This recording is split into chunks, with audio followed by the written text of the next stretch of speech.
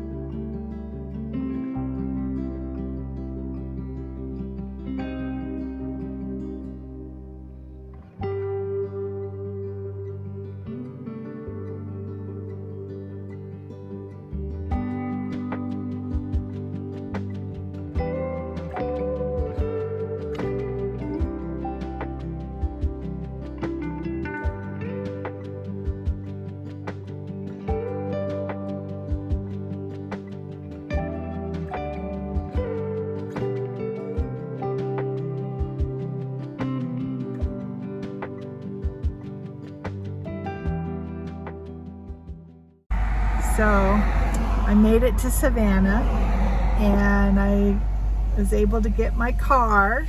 It's a 2007 Mercedes.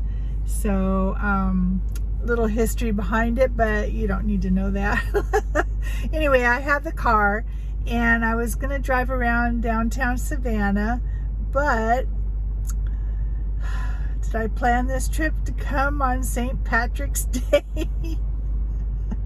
That place downtown was a zoo. Everybody was dressed in green and their hats, and the roads were blocked, and it was just a mess, an absolute mess.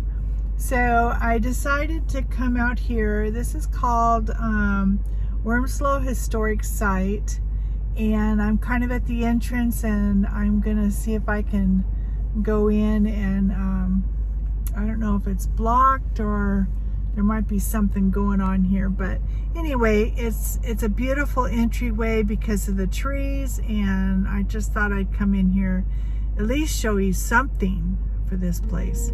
All right, so here we go.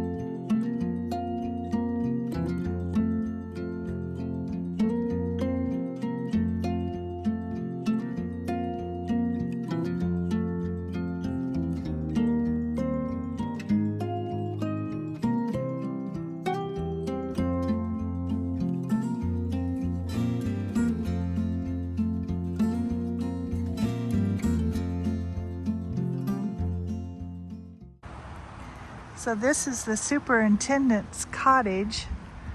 Then basically he was the groundskeeper. And interesting fact, this is still a working plantation. The 9th generation of residents live there. So I've got my, whoops, upside down. I've got my brochure, and I'm gonna go. I paid my ticket, so I'm gonna spend some time in here. Why not, right? And this is what everybody likes to do. They like to take the picture.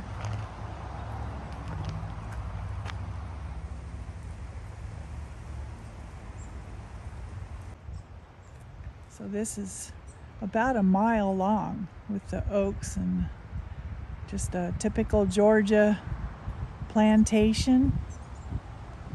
So kind of excited to take you along.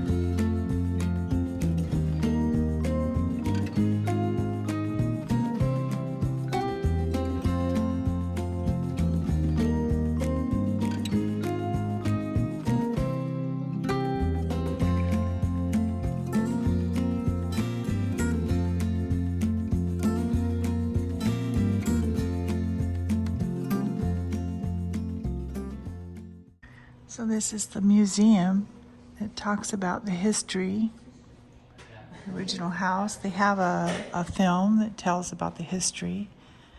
So very interesting, the founding of Georgia. And very, very nice.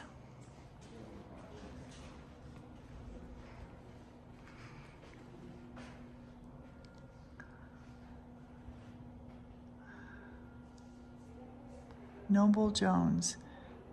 He was the main character here.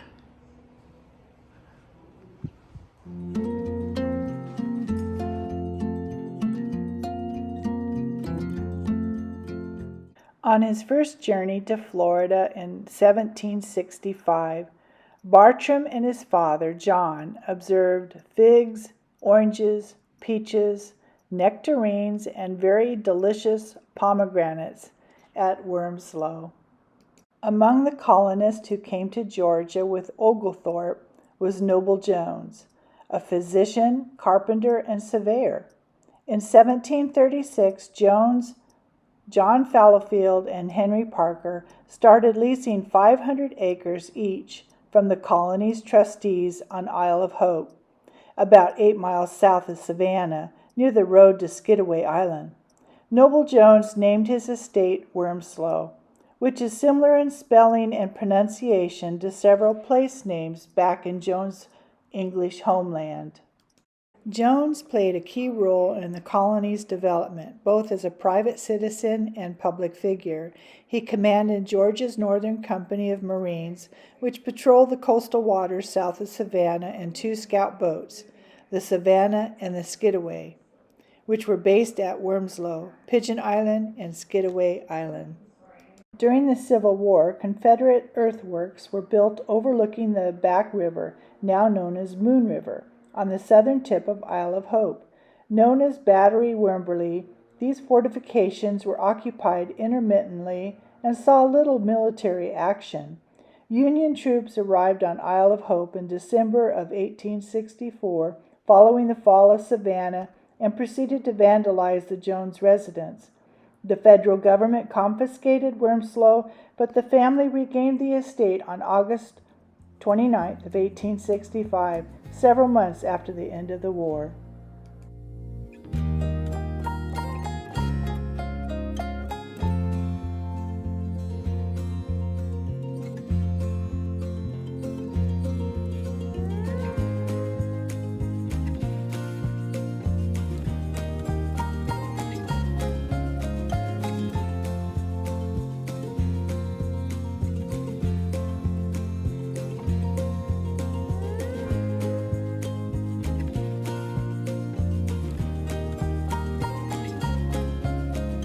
An old area over here that says it's colonial life.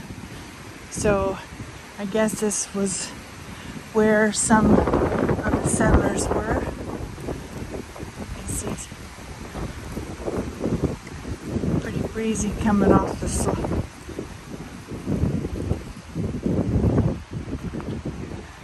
We have all these old places here. Very interesting, like an old ironworks. And that's something.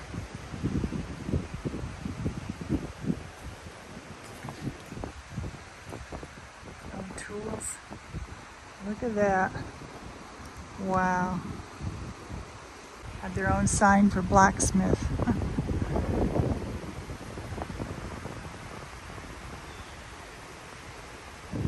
Something else.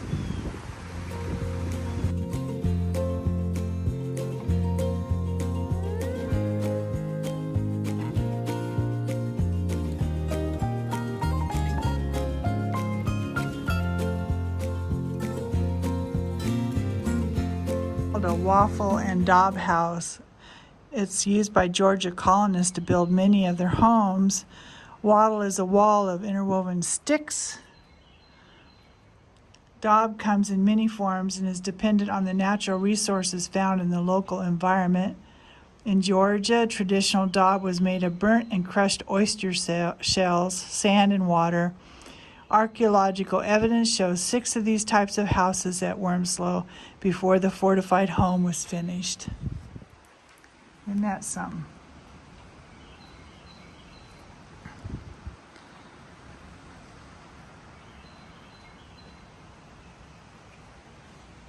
Very interesting. There's 2 paths I can take. This one over here is, I think, a 3-mile loop, but I'm going to finish the one that I was on, which is only a mile loop.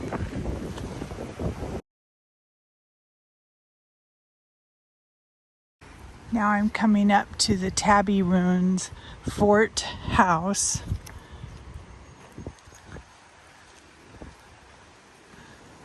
We'll see what this is.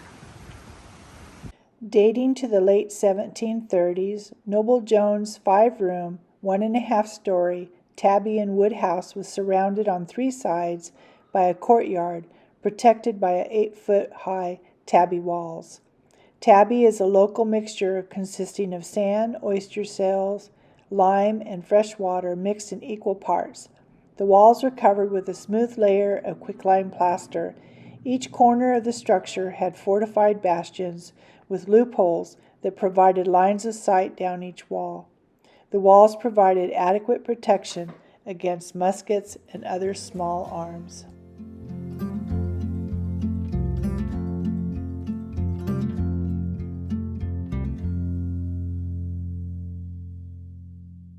Shellfish, such as clams, oysters, and snails, had long been a source of food, but in the late Archaic period, approximately 5,000 to 3,000 before the present, bands of Native Americans living along the rivers and on the coast began to use this resource in greater amounts. From the leftover shells, huge shell mounds, or middens, were created on the sea islands and along the coastal rivers. These middens, piled high along the coast, made it easy for earlier travelers to find Native American villages. It was from the very midden that Noble Jones gathered oyster shell to make the tabby that would become his home in Wormsloe.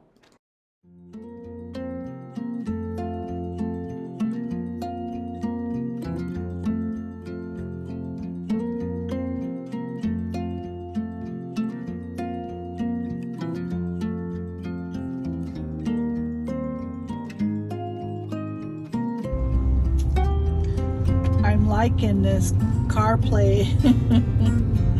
This is nice. Got my map, got my music. I can get phone calls. Yep. It may be an older car, but it's got a new system.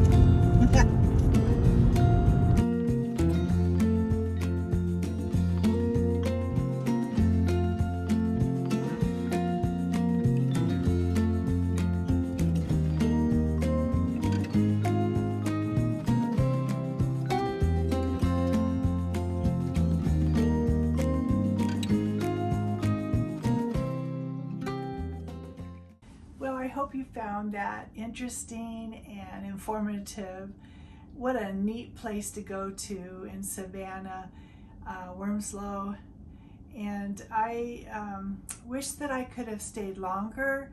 This was just a quick trip for me to pick up the car and to drive back to New Orleans. So this is just part 1. Stay tuned for next week with part 2, where I go to Georgia's own Grand Canyon, and you don't want to miss that. All right, everybody. And so also, I say this every week. Don't forget to subscribe if you haven't already. I really need to start pumping up this. Maybe I'm not doing something right, but if you have any comments, I'd appreciate those. I do have a couple places that I'm going to here in New Orleans, probably showcasing places to eat. Then I have a cruise in May out of New York to Bermuda. Don't want to miss that. I make those cruises. And then also in June, a cruise out of Alaska to Alaska from Seattle. So I have those 2 planned. And then I also have a trip to Malta in September, where it's not a cruise, but it's still a trip with some ladies, and have a blast going there. So I'm looking forward to sharing all of this with you. So again, thanks for watching. Stay tuned for next week for part 2, and I'll see you guys next week. All right, everybody, thanks for watching. Bye-bye.